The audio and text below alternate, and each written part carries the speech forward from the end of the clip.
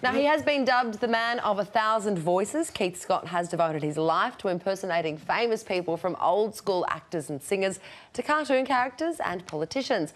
We are very pleased to make Keith Scott welcome to Studio 10. Woo!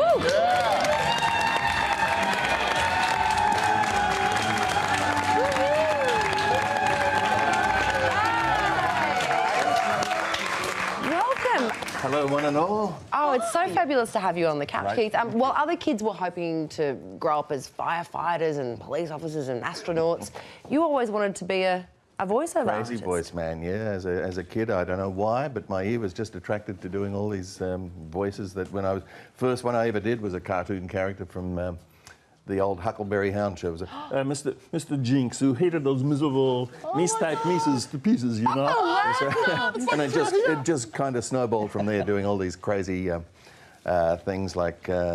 Ended up being the voice of Bullwinkle J. Moose. That was the first adult cartoon. Oh, my God. And Blinky Bill, you did Blinky Bill. Well, I did all the male characters on Blinky Bill because Robin Moore was Blinky. They always get a female actor to do little boy characters because of the pitch of the voice.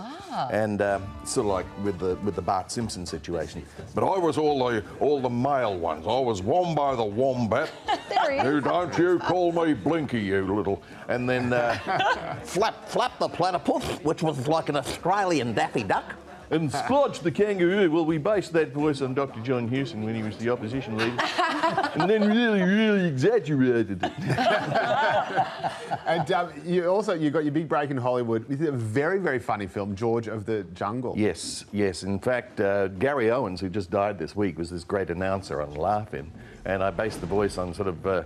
And now George is swinging through the jungle. He is swift, he is sure. He is unconscious. That's so cool. And then you became the Looney Tunes voice. Yeah, I was very pleased about that because when just after Mel Blanc passed away, they were setting up Warner Brothers Movie World up on the Gold Coast, and so I got to be the rabbit duck, and all the other ones like Daffy Duck. and Yosemite Sam, and I see Foghorn Leghorn Boy, and all of those great. What about Sylvester? Were you ever Sylvester or Tweety Pie? Well, I thought you meant like Sylvester Stallone. Adrian, it's me, Rock. No, I did. Fluffer and Succotash. How is a pussycat going to get some fluffiness around here? You also did the voice of Dexter, the robot, on Channel 10. Yes, I was Dexter the robot on Perfect Match. Well, you've done that now. How does it compare to the old days? Yep, that's right. Because your perfect match with a compatibility score of 67% is Lindsay Day. And now, of course, I do the same thing for your compatibility rating, Malcolm Turnbull, as... It's funny because watching you do these voiceovers, it's obviously extremely physical. You have to get your mouth and your tongue and everything warmed up. It is truly a form of character acting, except you're not basing it on a type, you're basing it on a real person if you're doing impressions. You know, do you go around listening to people's voices and thinking, oh, that's a good voice, I'll have a go at that one? Always looking for new ones, because since the internet, a lot of voices have become more, I guess, just flat, and everyone kind of sounding the same, especially in TV dramas. You know, they're all kind of underplaying. So you look for the larger-than-life ones like Ian McKellen in Lord of the Rings. A wizard is never late, Frodo Baggins. Neither is he early. He arrives precisely when he wants to. Or a character guy like Alan Rickman in the Harry Potter movie. Turn to page 394. I feel like I'm sitting next to Professor Snape. I'm terrified. Will you tell me the difference between an animagus and a werewolf? Oh, wow. So it's always looking for distinctive ones. That's why it's difficult with politicians now, because, you know, in the old days you had these larger-than-life people like Bob Hawke. Oh, no, you still love me, and so do I. But now Tony Abbott's like everything... look, I admit, I will admit, I did a captain's call when I made a knight of Sir Philip, the monarch formerly known as Prince. What about Sean Connery while you're there? Yes, of course, everybody. Everybody knows I was the first actor to play James Bond. But judging by what came after me, I was also the last. So far, you've only done Earthlings. What about interplanetary species? What about Star Wars? Oh, I love all the Star Wars, the original Star Wars. C-3PO. How about? At last, where have you been? They're heading in this direction.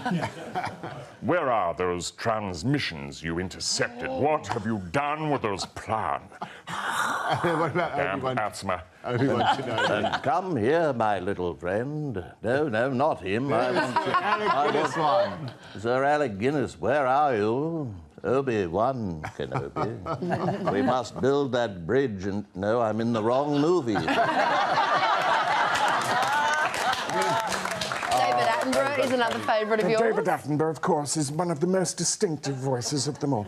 The Australian summer, the familiar soundtrack. Every year we hear the cacophonous cicada, the strident squawk of the lorikeet, and the most annoying sound of all, yes, the climactic service interruptus of the Sharapova.